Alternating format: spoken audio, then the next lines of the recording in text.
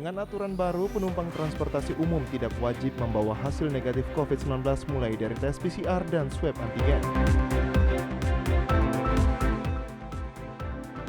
Memperingati Hari Perempuan Sedunia, Ikatan Perempuan Arfak Provinsi Papua Barat membagi-bagikan bunga kepada masyarakat.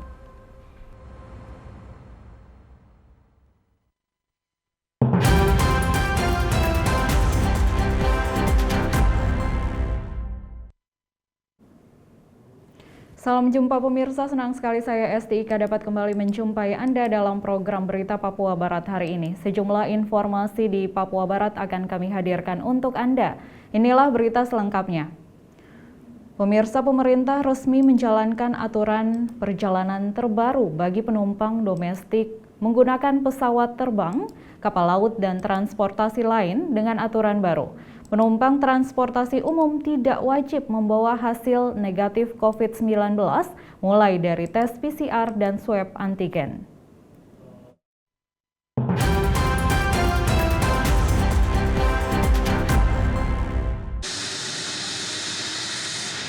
Aturan tersebut tertuang dalam Surat Edaran Nomor 11 Tahun 2022 tentang ketentuan pelaku perjalanan dalam negeri atau PPDN pada masa pandemi COVID-19 yang terbit tanggal 8 Maret 2022 kemarin, di mana aturan tersebut juga diberlakukan di wilayah Papua Barat khususnya di Kabupaten Manokwari. Kepala Kantor Otoritas Bandara Udara Wilayah 9 Asep Kokasih kepada TVRI Papua Barat Rabu pagi mengatakan, pemberlakuan PPKM dalam Surat Edaran Nomor 21 Tahun 2022 pada tanggal 8 Maret telah diterbitkan. Mendasari Surat Edaran Satgas Nomor 11 Tahun 2022, perubahan perjalanan dalam negeri, bahwa terdapat 3 kriteria yang wajib diketahui penumpang, yaitu pertama, calon penumpang yang baru vaksin pertama masih diwajibkan PCR yang berlaku 3 kali 24 jam atau swab antigen 1 kali 24 jam. Sedangkan penumpang yang sudah divaksin sebanyak 2 kali maupun booster tidak lagi tes PCR maupun swab antigen. Sementara bagi penumpang yang di bawah usia 6 tahun wajib didampingi penumpang yang sudah memenuhi vaksin kedua. Pemberlakuan PPKM menurut SE 21 tahun 2022 kemarin tanggal 8 baru diterbitkan mendasari SE Satgas nomor 11 tahun 2022. Jadi ada perubahan. Jadi perubahan terkait dengan perjalanan penumpang dalam negeri, PPDN dalam negeri yang signifikan. Jadi ada 3 kriteria. Yang pertama, perubahan terkait dengan penumpang yang sudah vaksin pertama itu tetap masih diwajibkan untuk PCR yang berlaku 3 hari dan swab antigen yang berlaku 1 kali 24 jam. Yang kedua, penumpang atau calon penumpang yang sudah vaksin 2 kali atau booster itu tidak perlu lagi PCR maupun swab antigen. Yang ketiga, penumpang yang di bawah umur 6 tahun itu wajib didampingi oleh yang sudah tadi, yang selaku penumpang nomor 1, nomor 2 tadi. Tapi kalau penumpang yang di bawah 6 tahun dia tidak berlaku aturan itu. Asep menambahkan dengan adanya kemudahan yang diberikan pemerintah pusat, calon penumpang yang akan berangkat wajib juga menunjukkan aplikasi Peduli Lindungi kepada petugas bandara yang telah melengkapi vaksin dosis kedua. Asep menyebutkan setelah hasil penetapan tersebut maka aplikasi Peduli Lindungi juga mengalami perubahan. Yang tadinya Peduli Lindungi ada kolom khusus layak terbang maupun tidak layak terbang dan wajib swab PCR, kini sudah dihilangkan dalam aplikasi tersebut. Kami di subsektor permodalan tetap mewajibkan itu, tapi dengan catatan setiap penumpang wajib juga harus tetap dilengkapi dengan Peduli Lindungi. Kemarin kami baru sosialisasi sampai malam hari. Kami sosialisasi ini untuk kesiapan teman-teman di Bandara Udara. Ada pertanyaan terkait dengan Peduli Lindungi. Nah, pejabat Kemenkes juga hadir pada saat tadi malam kita rapat secara virtual. Jadi ternyata Peduli Lindungi juga sudah mengadaptasi. Jadi sudah ada perubahan-perubahan juga. Yang tadinya di Peduli Lindungi yang baru itu ada state, ada kolom khusus, ada folder khusus yang layak terbang dan tidak layak terbang. pada saat layak terbang ada kolom khusus juga, dia harus swab, PCR dan sekarang sudah tidak ada lagi.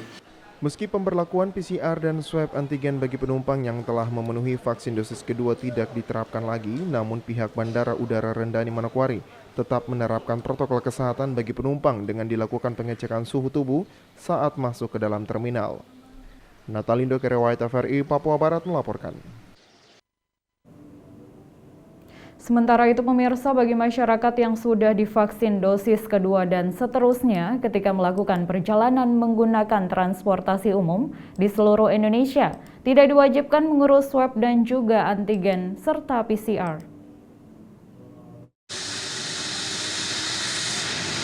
Hal tersebut sesuai dengan Surat Edaran dari Gugus Tugas Nasional Nomor 11 Tahun 2022 dan Surat Edaran Nomor 21 Tahun 2022 dari Kementerian Perhubungan yang isinya bagi pelaku perjalanan dalam negeri yang sudah divaksin hingga dosis kedua dan seterusnya tidak perlu melakukan pemeriksaan swab antigen dan juga PCR. Direktur Rumah Sakit Provinsi Papua Barat Arnoldus Tiniap saat ditemui di ruang kerjanya mengatakan, sesuai edaran tersebut berlaku mulai tanggal 9 Maret 2022. Untuk saat ini telah dilakukan komunikasi dengan kantor kesehatan pelabuhan yang selalu melakukan verifikasi persyaratan keberangkatan bagi penumpang, pesawat dan juga kapal laut, dan dinyatakan edaran tersebut sudah mulai diberlakukan. Sesuai surat edaran keluar. Jadi kalau kemarin surat edaran keluar sebenarnya pertanggal 8 ya. Tapi secara teknis prakteknya itu berarti mulai hari ini. Jadi tadi kita sudah komunikasi juga dengan teman-teman dari KKP, Kantor Kesehatan Pelabuhan Manokwari, yang biasa bertanggung jawab untuk memverifikasi persyaratan pemberangkatan baik yang di bandara maupun yang di pelabuhan. Itu mereka mengatakan bahwa sudah berlaku. Jadi sebenarnya untuk warga kita semua, jadi sejak dikeluarkan surat edaran itu, berarti sekarang tidak perlu periksa lagi yang swab, baik yang rapid antigen maupun yang swab PCR untuk yang sudah dosis kedua dan setelah dan ke atas ya. Lebih lanjut disampaikan dengan adanya kemudahan yang diberikan kepada penumpang yang akan berangkat menggunakan transportasi umum berupa pesawat dan juga kapal laut, diharapkan sudah divaksin hingga dosis kedua dan selanjutnya. Diingatkan kepada masyarakat yang sudah divaksin hingga dosis kedua dan seterusnya untuk tetap menjalankan protokol kesehatan sehingga kita menjaga diri kita dan juga orang di sekitar kita. Persyaratkan di situ yang belum tidak perlu melakukan pemeriksaan swab itu, mereka sudah dosis kedua. Jadi kalau misalnya pernah 2 kali dosis pertama dan kedua Sinovac, atau pertama dan kedua AstraZeneca, atau dengan Pfizer, atau dengan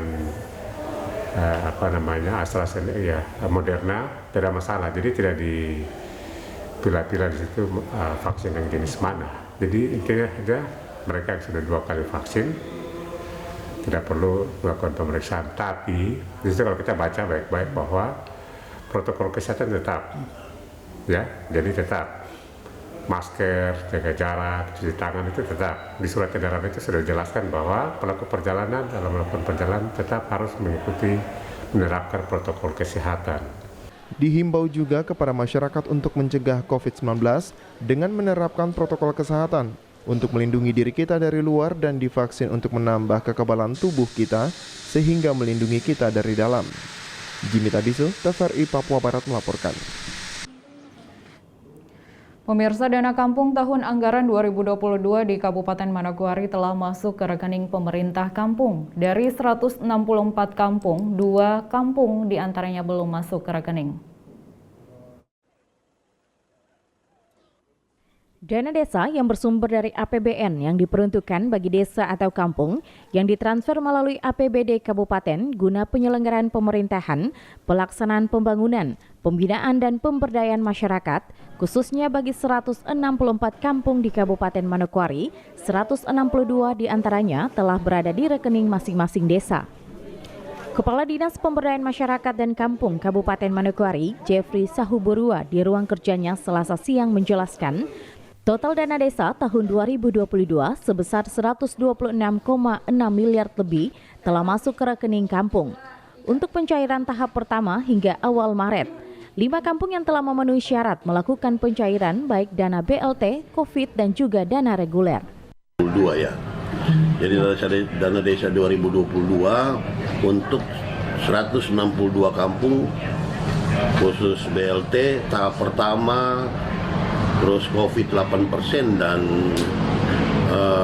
reguler sudah masuk ya. Sudah masuk ke rekening kampung ya. Jadi yang belum cuma 2 kampung dari 164 itu. Kampung mana aja Pak? Yang belum dia Musa Bugoit dan yang satunya Kampung Wamesa. Yang belum, yang lain semua sudah masuk. Untuk pencairan tahap pertama sudah ada 5 kampung kalau nggak salah yang sudah pencairan. Itu BLT, COVID dan dana regulernya tahap pertama. Persyaratannya, untuk persyaratannya itu adalah APBKAM 2022 sudah wajib ada, ya sudah masuk. Itu APBKAM dengan RKP itu wajib sudah masuk kalau kita bisa cairkan. Jadi untuk tahap pertama ini ya, baru 5 kampung yang sudah pencairan tahap pertama. Lebih lanjut dijelaskan bahwa 40% dari dana desa diperuntukkan bagi bantuan langsung tunai, yang mana masing-masing kakak mendapat bantuan sebesar Rp300.000 per bulan dan ini akan dibayar 3 bulan sekali. Sesuai dengan Perpres 109 itu, kita kan wajib 40% ya, minimal 40% itu. Sesuai dengan Perpres 109. PMK 190. Satu kampung itu wajib 40%, minimal 40% dari jumlah dana kampung. Bervariasi, tidak sama semua. Ada yang jumlahnya penerima BLT-nya besar, tinggi, banyak, ada yang sedikit. Tergantung dari jumlah dana desa atau dana desanya. Masih 300.000 per bulan dan akan dibagikan sekalian 3 bulan. Per 3 bulan, per 3 bulan ya. Nah, kalau sudah pencairan kampung itu akan membayar 3 bulan pertama, Januari, Februari, Maret. Setiap kampung diharuskan untuk membuat laporan pertanggungjawaban dana kampung tahun 2021, tahap 2 dan 3. Sehingga pencairan tahap pertama di tahun 2022 dapat dilakukan dengan jumlah dana kampung yang bervariasi. Arina Irianan, TVRI Papua Barat melaporkan. Pemirsa, Kepala Kejaksaan Tinggi Papua Barat yang baru, Juniman Huta Gaul, pada Rabu pagi tiba di Manokwari yang disambut langsung oleh pemerintah Provinsi Papua Barat dan Kabupaten Manokwari. Berikut informasinya. Setelah dilantik oleh Jaksa Agung Republik Indonesia sebagai Kepala Kejaksaan Tinggi Papua Barat, Juniman Huta Gaul yang menggantikan Wilhelmus Lingitubun Rabu pagi tiba di Manokwari untuk memulai tugasnya di Provinsi Papua Barat.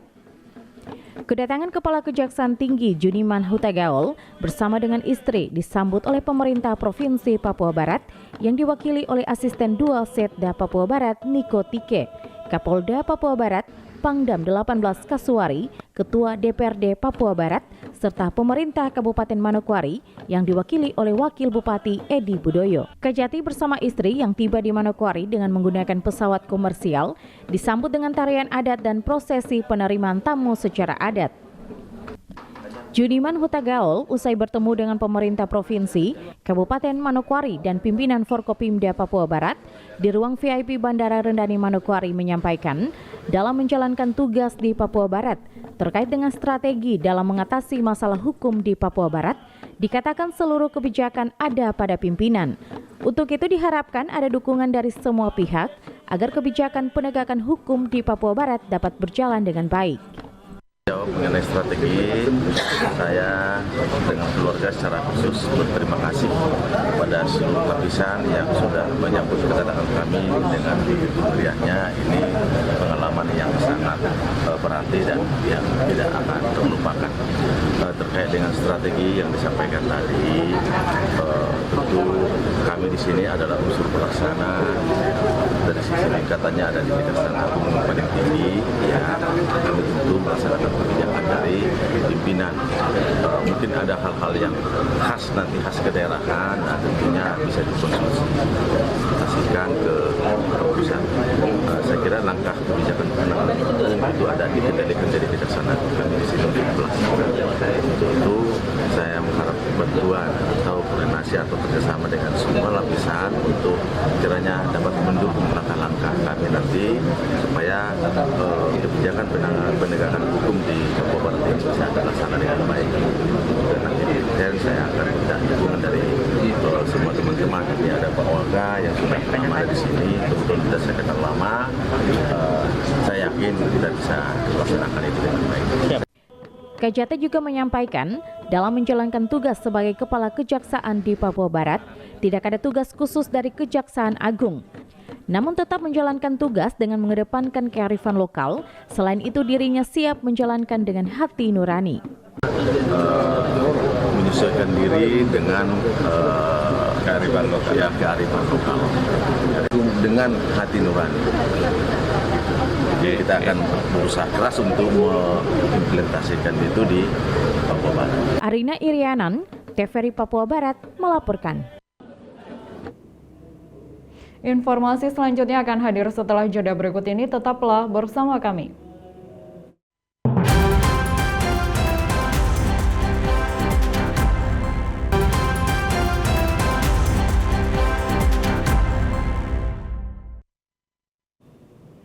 Terima kasih Anda masih bersama kami. Pemirsa, suku Doberai pagi tadi melakukan ibadah syukur dan deklarasi adat guna mendukung implementasi Undang-Undang Nomor 2 Tahun 2021 tentang Otsus Papua, pembentukan daerah otonomi baru serta upaya penyelesaian masalah di tanah Papua secara bermartabat melalui rekonsiliasi dan restitusi menuju Papua damai.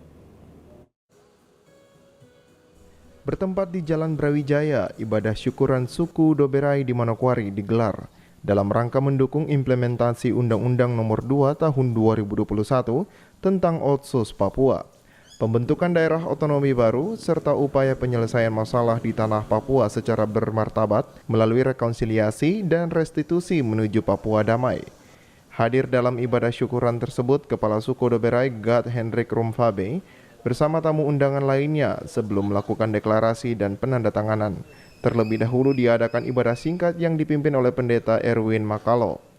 Kegiatan ini juga diisi oleh tarian adat yang menggunakan bendera merah putih yang melambangkan bahwa suku Doberai mendukung pemekaran daerah otonomi baru dan Otsus Jilid 2. Gad Hendrik Rumfabe dalam sambutannya mengatakan bahwa pihaknya mendukung penuh langkah pemerintah dalam membangun tanah Papua dalam bingkai NKRI dan harus disertakan dengan undang-undang otonomi khusus. Tidak hanya itu, ia juga mendukung langkah pemerintah terkait pemekaran daerah otonomi baru. Berdasarkan undang-undang Otsus yang sudah ditetapkan tahun 2021, dan itu sudah tidak bisa dirubah, ya. Karena kalau kami anak adat kan tentunya kami tahu ada adat dulu, ada agama dulu, baru ada pemerintah. Jadi kami mendukung program pemerintah baik untuk pengembangan pembangunan yang ada di wilayah Doberai di Papua Barat ini. Di akhir kegiatan, Kepala Suku Doberai dan beberapa kepala suku di Manokwari serta tokoh langsung mengambil bagian dalam penandatanganan deklarasi wilayah adat Doberai di kabupaten dengan 3 poin penting. Dan dalam satu poin yang penting adalah masyarakat adat mendukung upaya penyelesaian konflik di tanah Papua secara bermartabat melalui rekonsiliasi dan restitusi menuju Papua damai serta mendukung Undang-Undang Otsus dan pemekaran daerah otonomi baru. Tim Liputan, TVRI Papua Barat melaporkan.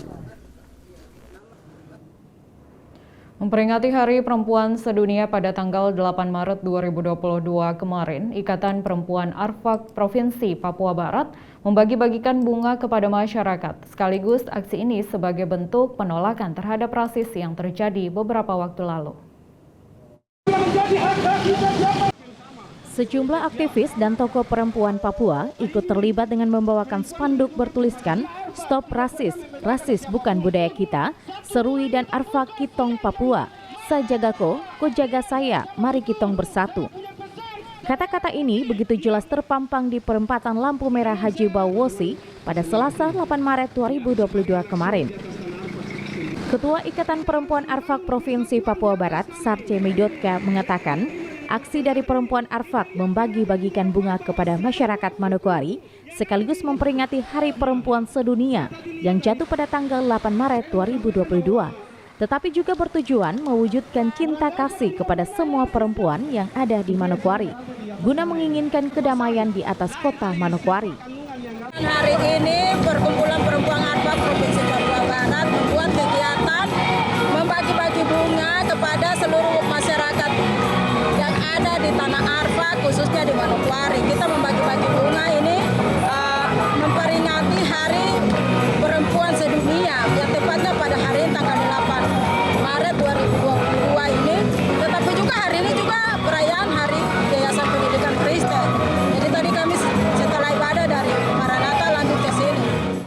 Sarce menambahkan bahwa kegiatan yang dilaksanakan saat ini berkaitan dengan kondisi dan situasi yang terjadi akhir-akhir ini di kota Manokwari, supaya semua orang melihat bahwa perempuan Arfak adalah perempuan yang bersatu dan tidak pernah membeda-bedakan dengan perempuan yang lain. Jadi kegiatan ini juga berkaitan dengan kondisi situasi yang terjadi akhir-akhir ini. Jadi dengan adanya kegiatan ini kami merangkul semua perempuan Papua, khususnya perempuan Papua yang ada di tanah Manokwari ini, untuk ada bersama-sama dengan kami supaya semua orang lihat bahwa perempuan Arfak itu bersatu dengan perempuan lain, tidak membeda-bedakan. Ikatan Perempuan Arfak Provinsi Papua Barat membuat petisi menolak rasisme terhadap perempuan Arfak yang ditandatangani oleh perempuan Arfak maupun masyarakat yang berada di perempatan lampu merah Haji Bawosi. Natalindo Kerewai, TVRI Papua Barat melaporkan. Memperingati hari ulang tahun ke-60 tahun Yayasan Pendidikan Kristen di Tanah Papua, pengurus sekolah wilayah Kabupaten Maibrat menggelar ibadah syukur secara sederhana yang berlangsung di Gedung Serbaguna Kantor Klasis GKI Ayamaru. Tepat tanggal 8 Maret 2022, Yayasan Pendidikan Kristen genap berusia 60 tahun. Sebagai ungkapan syukur itu, pengurus sekolah wilayah Yayasan Pendidikan Kristen Kabupaten Maibrat menggelar ibadah syukur yang berlangsung di Gedung Serbaguna Kantor Klasis GKI Ayamaru. Ibadah syukur peringatan HUT ke-60 tahun YPK dihadiri oleh Sekretaris Umum YPK di Tanah Papua, Penatua Nikodemus Marisan, Ketua Klasis GKI Ayamaru, Penatua Nyonya Naomi Keti Howai, serta para guru YPK dan pengurus PSW. Jalannya ibadah syukur tersebut berlangsung cukup sederhana dan penuh hikmat. Sejumlah guru dan siswa yang berasal dari sekolah YPK turut menampilkan paduan suara maupun tarian budaya kisah perjalanan YPK di Tanah Papua. Dalam kesempatan bertepatan dengan perayaan HUT YPK juga dilakukan pergantian ketua pengurus sekolah wilayah YPK Maibrat dari pejabat lama kepada pejabat baru, sekaligus ditandai dengan penanda tanganan berita acara. Pendeta Lisa Tetelepta, Ketua PHMJ Jemaat Laharoi Mefkajim, yang memimpin jalannya ibadah syukur, mengajak pengurus sekolah YPK harus berbenah diri. Kalau YPK dulu bisa bagus, kenapa bisa menjadi penurunan? YPK harus bangkit untuk hormat dan kemuliaan nama Tuhan. Di usia ke-60 tahun, bagaimana pendidikan Kristen selama ini telah mendidik anak-anak Papua yang beniami suku bangsa ini. Kalau dulu YPK menghasilkan orang-orang hebat, apakah sekarang YPK juga menghasilkan orang-orang hebat? Ini pertanyaan dan evaluasi untuk kita semua. Dalam usia yang ke-60 tahun, sejauh mana pendidikan Kristen ini mendidik anak-anak Papua dan anak-anak dari segala suku bangsa yang berdiam di atas tanah ini. Sementara Sekretaris Umum Pusat Yayasan Pendidikan di Tanah Papua, Penatua Nikodemus Marisan menyebutkan, sekolah YPK di Tanah Papua ada berjumlah 864 yang tersebar di Tanah Papua. Marisan menjelaskan, tantangan ke depan semua harus bersatu untuk membangkit YPK yang lebih baik dengan cara bekerja dan berpikir bersama Tuhan untuk memajukan pendidikan Kristen di Tanah Papua. Jadi kita tidak menuntut PSW, tidak menuntut para pengurus, tapi kita semua ada reformasi, ada perubahan untuk bagaimana kita memajukan pendidikan ini. Kita tidak saja berdoa, tetapi tangan kita ini harus bekerja.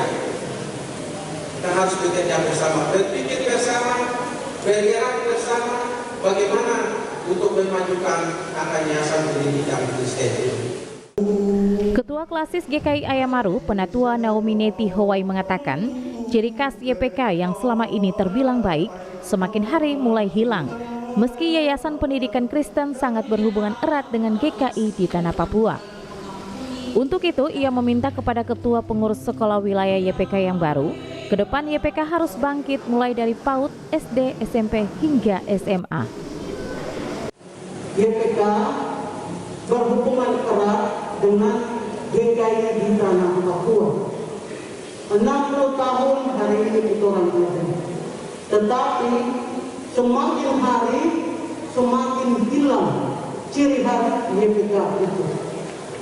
Kita tidak bisa bicara berkualitas saja, tapi moralnya, etikanya, ciri khas sekolah ini yang beda dengan sekolah-sekolah yang lain.